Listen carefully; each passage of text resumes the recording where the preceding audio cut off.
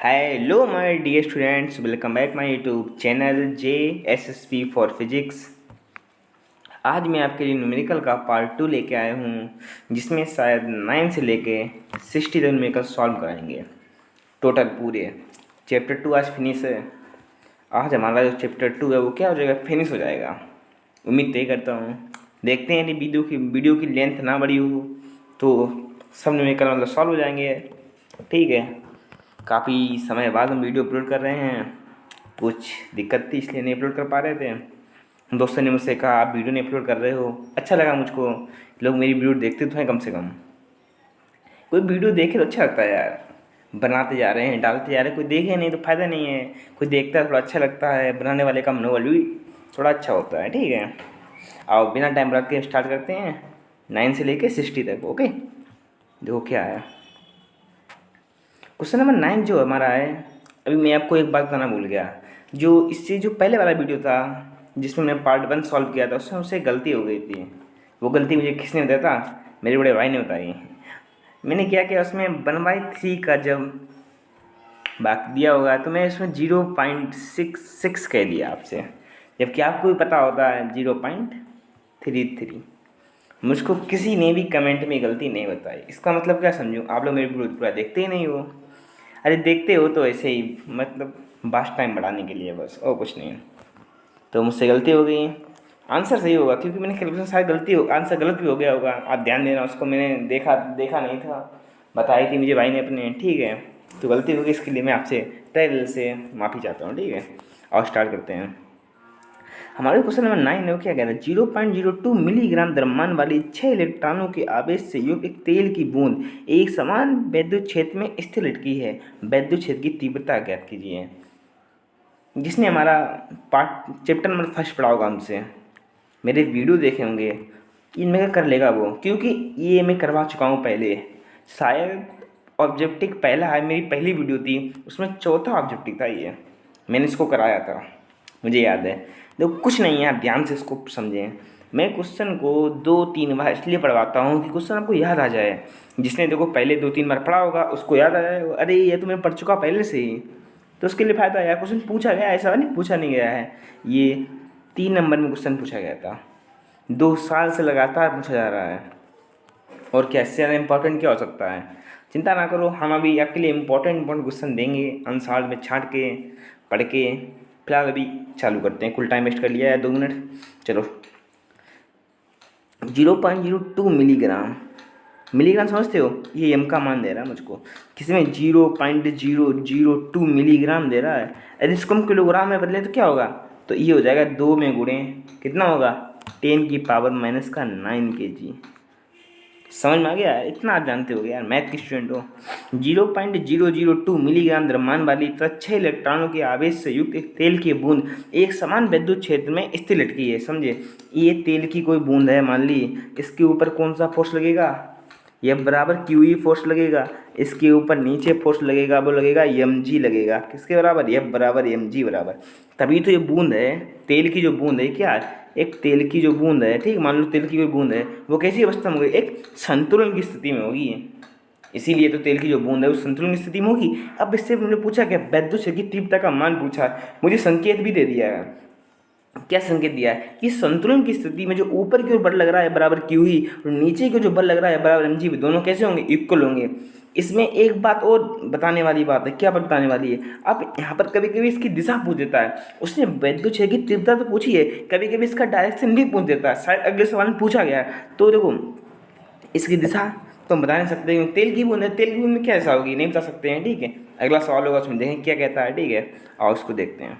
तो मैंने इसमें क्या किया, जो बताया भाई, क्या कोई तेल की बूंद ले ली मैंने, कोई तेल की बूंद ले ली। ठीक है, जो दिशा है वो ई की दिशा नीचे की ओर है, ऊपर क्यू ई, ठीक है, नीचे बार एम जी।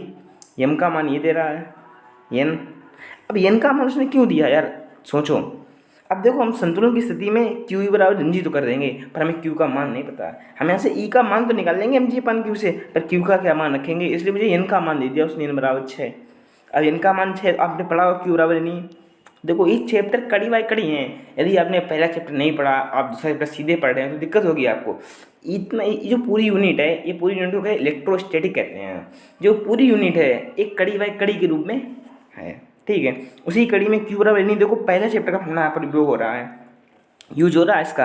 तो क्या क्या, इनका मान 6, इनका मान इतना था, मल्टीप्लाई कर दिया, ठीक है, मान रख दिया। अब इसको सॉल्व तो कर लोगे आप लोग, कर लोगे सॉल्व। 2.010 आ रहा है, देखो 2.010 न्यूटन प्रति कूलम। याद रखना, कभी कभी वो टीचर के मूड पे होता है, अरे आप सीधे आंसर इतना ही लिखते हो, तो टीचर का मन होगा तो वो 5 नंबर का सवाल आए तो आपको वो 4-5 नंबर दे दे। कभी कभी टीचर आपने कापी में रुपए लगाए नहीं, आजकल तो बोर्ड में नियम हो गया, रुपए लगाओ नंबर पाओ, सीधे कह रहा है आपसे यार। तो आपने कुछ किया तो है नहीं, आपने कापी को व्यवस्थित लिखा है तो उसका मूड खराब है। उसने आपका आंसर देखा 2.010 और न्यूटन प्रति कूलम आपने लिखे ही नहीं, तो आपको वो 1 नंबर आराम से काट लेगा, आपको 4 नंबर देगा। तो उसके ऊपर क्या बोलिएगा, आपने मात्रक नहीं लिखा। मैं कहना क्या चाहूँ, जो कुछ पहले कहा है वासी में कहा, आप उसको ध्यान मत देना, ऐसे ही मैं कह देता हूँ कभी कभी, ठीक है। ठीक, तो आपने क्या गलती करी, आपने यहाँ पर उसका मात्रक नहीं लिखा। या मात्रक लिख रहे हो तो आपको पूरे नंबर दे सकता है, यार मात्रक ना लिखो तब भी वो पूरे नंबर देगा, वो टीचर के ऊपर डिपेंड है, इसमें मैं आपको कुछ भी नहीं बता सकता। ओके, ठीक है, आप मेरी जहाँ तक सलाह है आप मात्रक को लिखिएगा। ओके, ठीक है। उस वैद्युत क्षेत्र की तीव्रता का मान व दिशा, इसमें देख रहे हो आप, उस वैद्युत क्षेत्र की तीव्रता का मान भी पूछ रहा है, डायरेक्शन भी पूछ रहा है, जो अल्फा कण को संतुलित कर सके, और अल्फा कण का द्रव्यमान भी दे रहा है, मुझ पर आवेश भी दे रहा है। देखते हैं क्या सवाल है भाई। बात है अल्फा कण होगा, या ऊपर भार कितना लगेगा, क्यू लगेगा, नीचे भार कितना लगेगा, एम जी लगेगा, नीचे भार कितना लगेगा, एम जी लगेगा। संतुलन की स्थिति में क्यू बराबर क्या हो जाएगा, क्यू बराबर एम जी हो जाएगा। पूछा क्या गया मुझसे पूछा ई का मान, पूछा ई का मान निकाल लोगे आप, देखो ई का मान निकाल लें। अब ई का मान नहीं क्या यार, उसने एम दे दिया है, चार्ज दे दिया है, रखो यार पटक पटक निकाल दो। डायरेक्शन देखो, जब पॉजिटिव है डायरेक्शन ऊपर की ओर, निगेटिव होता है नीचे की ओर। समझ तो गए मैं कहना क्या चाह रहा हूँ, ठीक है। 11 देखो, 4 × 10⁵ न्यूटन प्रति कूलम का परिमाण का एक ऊर्ध्वाधर विद्युत क्षेत्र इतने किलोग्राम के बूंद को गिरने से रोकता है। बूंद पर आवेश का मान पूछा उसने, मुझ पे उसने कुछ नहीं पूछा, बोले पूछा बूंद पर आवेश का क्या मान है, कुछ नहीं यार भाई करना, ये बूंद है ऊपर की ओर, कोई मान ले कोई बूंद है ऊपर की ओर, क्या लगेगा एफ बराबर क्यू ही लगेगा, ऊपर की ओर एफ बराबर क्यू ही, नीचे की ओर क्या लगेगा एफ बराबर एम जी, और दोनों को क्या कर देंगे हम इक्वल कर देंगे। यहाँ से किसका मान निकालेंगे, क्यू का मान निकाल लेंगे। कोई दिक्कत, कुछ दिक्कत हो तुरंत बताना, बताएंगे कैसे सर, आप तो ऑफलाइन वीडियो डाल रहे हो, बात आपकी चॉइस, ठीक है।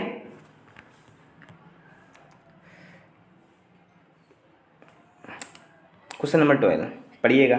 500 न्यूटन प्रति कूलम के वैद्युत क्षेत्र में 10⁻⁴ त्रिज्या की जल की एक बूंद स्वतंत्र रूप से वायु में लटकी है। जल की बूंद के आवेश की गणना करनी है। ये क्वेश्चन इंपॉर्टेंट है, 2010 में पूछा गया, मुझे उम्मीद है कि 2020 या 2021 में पूछा जाएगा।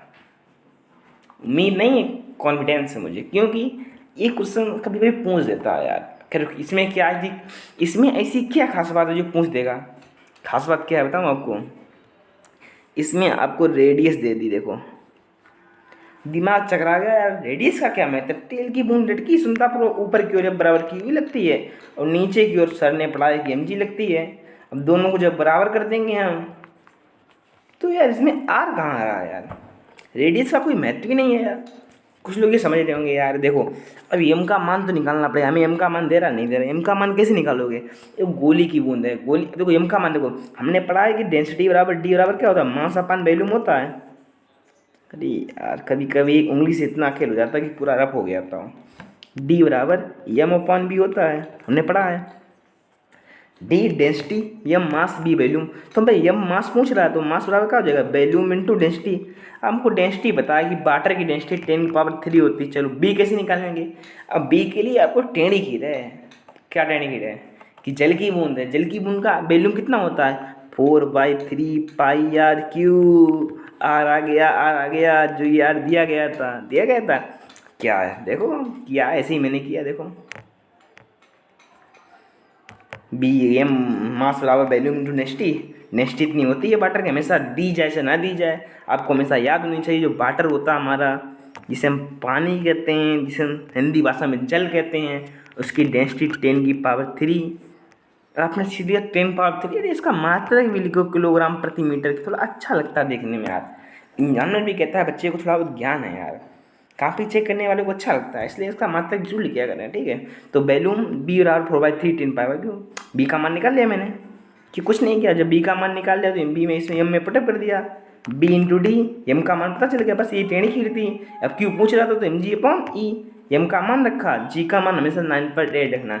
जब कभी आपको क्वेश्चन दे दे 10 तो आप रखना मैं हमेशा जी का मान आपको 9.8 देने की सलाह देता हूँ, कभी आप इसका 10 मान रखना, यदि वो दे दे तब रखना, ठीक है। टीचर भी ये कहते हैं, हम भी ये आपसे कह रहे हैं, ठीक है। तो आप इसका मान 9.8 रखना और इसे सॉल्व करना, ओके।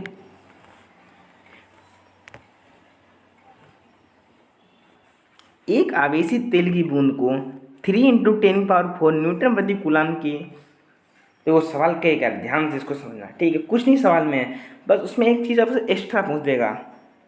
आपको कैसे पता, मैं सवाल लगा चुका हूँ, ये मैं सवाल लगाता हूँ फिर आपके लिए वीडियो बनाता हूँ, और समझो कि हम अंतरिक्ष नहीं है जो हमें पहले से पता, हमने सवाल लगाए हैं फिर सोचा आपको कैसे समझाएंगे, उस तरीके से हमने अपने मन में हाइपोथेसिस की है, इसलिए आपको वीडियो बनाकर मैं दे रहा हूँ, प्रोवाइड कर रहा हूँ, ठीक है। तो एक आवेशी तेल की बूंद को इतने न्यूटन प्रति कूलाम के एक समान विद्युत क्षेत्र में संतुलन की, इसमें दे दिया आपको संतुलन की अवस्था में लटका कर रखा गया है, यदि इसका द्रव्यमान 9 × 9.75 × 10⁻60 किलोग्राम हो तो उसके ऊपर विद्युत आवेश मतलब Q की गणना कीजिए, बूंद पर कितने इलेक्ट्रॉन हैं। ये क्या उसने कह दिया, सवाल में कुछ नहीं है, सवाल की उसने बस लेंथ बड़ी कर दी, सवाल थोड़ा बड़ा लिख दिया और आपको लग गया सवाल यह इतना बड़ा कैसे, कुछ नहीं यार। देखो आपको कई बार पता होगी, देखो उसने आपको दिया संतुलन की अवस्था में, ठीक, उसने आपको कहा, उसने आपसे कहा संतुलन की अवस्था में, कोई दिक्कत, ये तो बात आपको पता थी ना, संतुलन की अवस्था मतलब QE = mg। मैंने इसका आपको सोल्यूशन नहीं दिया, कुछ सवाल में कुछ था नहीं यार, आप लोग कर सकते हो, इसलिए मैंने इसका नहीं दिया, ठीक है।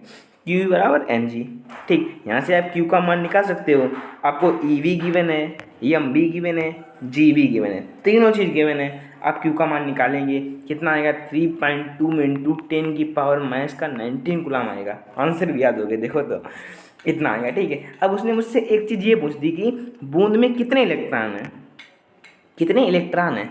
जब आपको पता है यार, क्या पता है कि उसने मुझे Q का मान निकाल लिया है, इतना Q का मान, n मतलब Q बराबर n, n बराबर निकाल लोगे तो Q/E, Q का मान कितना मुझे दे रहा है 3.2, अब 3.2 आएगा, 3.1.8 आता है, इतना आता है 31.850 आता है इसको, ठीक है। इसको हम लिख लेते हैं 30, क्या लिखते हैं 38 हटाते हैं 0.2 × 10⁻⁻19, ओके। हमारा आंसर कुछ 3.18 दे रहा, हमने दशमलव सिर्फ 3 पॉइंट पर लगाया, देखो समझो टेढ़ी खीर को समझो, क्या थे 31.8 हमने दशमलव यहाँ पर लगाया, तो 8 को उठाएंगे तो क्या हो जाएगा 30.2 हो जाएगा, हम पॉइंट को यहाँ ला रहे हैं तो यहाँ पर क्या होगा 2 हो जाएगा, समझ गए होगे यार, कुछ था कुछ नहीं था।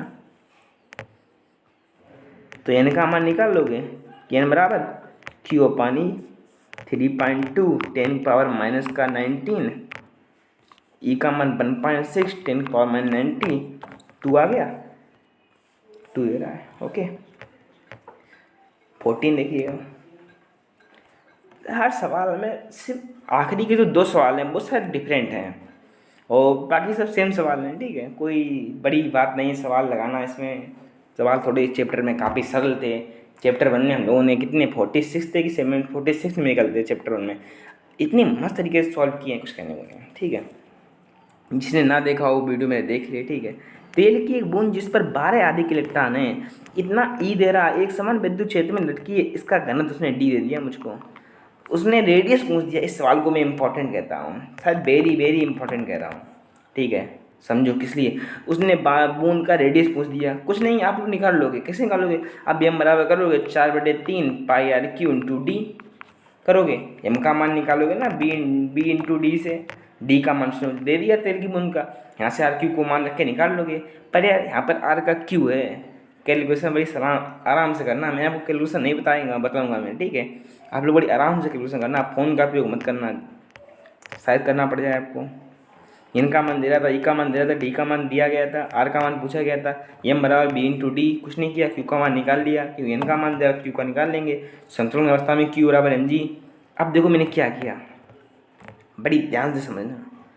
संतुलन अवस्था में क्यू बराबर एम जी कर लिया, ये एम की जगह पर ये मान पुट कर दिया जी। हमें आर क्यू का चाहिए था इसलिए पूरा मान, आपने वैल्यू क्यों नहीं रखी यार, आर क्यू का मान पूछ रहा था इसलिए ये फार्मूला तैयार होगा। जब भी सवाल दे दे आपको, रेडियस पूछ दे और संतुलन की स्थिति दे दे, आप ये फार्मूला याद कर लीजिएगा, ठीक है। फिलहाल कोई फार्मूला नहीं है, मैंने इसे बना दिया, इसको क्या क्या मान रखा, बन गया फार्मूला हमारा, ठीक है। आप इसको याद कर लीजिएगा। आप सोचें, अब सीधे इसमें मान रखिएगा, हल करना इसको, और सिंपल वे से इसका आंसर आ जाएगा, ठीक है।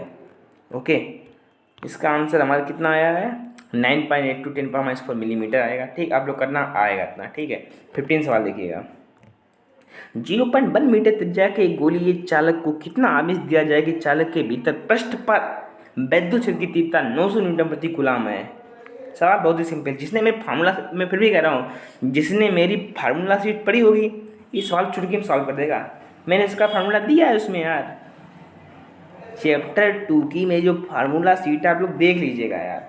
न्यूमेरिकल में बहुत बहुत आपकी मदद करता है। कोई न्यूमेरिकल हो कंपटीशन के भी मैं गारंटी दे रहा हूँ, आपने फार्मूला शीट पढ़ी है तो आप उसके सॉल्व कर लोगे। मैं अधिकांश में सब दे देता हूँ यार फार्मूला शीट में, ठीक है। तो उसमें क्या पूछा था कि गोले के पृष्ठ पर पूछा है। देखो यार फार्मूला होता है, इसमें कोई दिक्कत नहीं है आपको। QER ये फार्मूला होता है पृष्ठ पर, मान रखो आंसर पाओ। क्यू का मान पूछा, ई मुझे दे रहा था, क्यू वहाँ से निकाल लोगे आप यार, निकाल लोगे भाई। 16 देखिएगा, सवाल थोड़ा बड़ा लग रहा है, कुछ नहीं है। अरे आपने मेरी फार्मूला शीट देखी, चुटकी में सॉल्व कर लोगे। कैसे, देखो 10 सेंटीमीटर अचालक गोले में रेडियस दे रहा था, क्यू का मान मुझे दे रहा है, पूरे आयतन वितरित है, ई का मान पूछ रहा है, गोले के केंद्र से 20 सेंटीमीटर दूरी पर, गोले के पृष्ठ पर पूछा, गोले के भीतर पूछा। हमने आपको 3 कंडीशनों में फार्मूले लिखाए थे, एक गोले के पृष्ठ पर, एक गोले के केंद्र पर और एक गोले से कुछ दूरी पर। देखो उसी का इसने उपयोग किया, नंबर पहले का उपयोग किया उसने, कुछ नहीं पहले किया आपने, दे रहा था। आज जब इतना मान रखना, आज की जगह ये मान रखना और क्यू का मान आप ये रखना, सॉल्व करना। इसके बाद देखना कुछ खास नहीं इसमें, गोले के पृष्ठ पर है ये फार्मूला रखना, आर का मान ये रखना। अब इसमें दिक्कत होगी, देखो इसमें फार्मूला थोड़ा चेंज होता है। क्या चेंज होता है, जब भी आंतरिक बिंदु पर पूछ दे, अंदर गोले के पूछ दे तो अब ये फार्मूला लगाना, ठीक है। इसमें आर का मान क्या रखोगे, ये रखोगे, कैपिटल आर का मान ये रखोगे जो हमें पहले गिवन था। आर का मान जो पूछ रहा है थे वो आर स्मॉल आर होती है, ठीक है। क्यू का मान आपको पहले से ही ज्ञात था, इसका मान 9 × 10⁻⁹। सॉल्व करो, कर लोगे सॉल्व यार, सॉल्व तो कर लोगे यार, ऐसे ही कर सॉल्व कर नहीं पाएंगे। थोड़ा जल्दी जल्दी बता दिया मैंने, कुछ खास आपको पढ़ाया नहीं, कुछ इंपॉर्टेंट था नहीं यार, सब एक ही फार्मूले के बेस सवाल थे, कुछ अलग कर दिया, किसी में कुछ अलग कर दिया, इसलिए थोड़ा ज़्यादा अच्छी तरीके से नहीं पढ़ा पाया मैं आपको। इसका जो आंसर आएगा वो आपको पता है कितना आएगा, शायद 3.6 × 10⁵ न्यूटन प्रति कूलम आता है। मैंने इसका मैंने आपको जितने भी सवाल दिए हैं उसका पहले कैलकुलेशन खुद किया है, तभी मैंने आपसे कहा यहाँ पर आप कैलकुलेशन करोगे आ जाएगा, क्योंकि मुझे कुछ दिक्कत नहीं हुई तो आपको भी कोई दिक्कत नहीं होगी, जैसे आप वैसे हैं, कोई दिक्कत। चलो ठीक है, आज का वीडियो यहीं तक रखते हैं। Thanks for watching this video. और आप लोगों से एक गुजारिश है, प्लीज़ चैनल को सब्सक्राइब करके यार शेयर करिएगा, शेयर कर ही नहीं रहे आप लोग। तो ठीक है, बाय।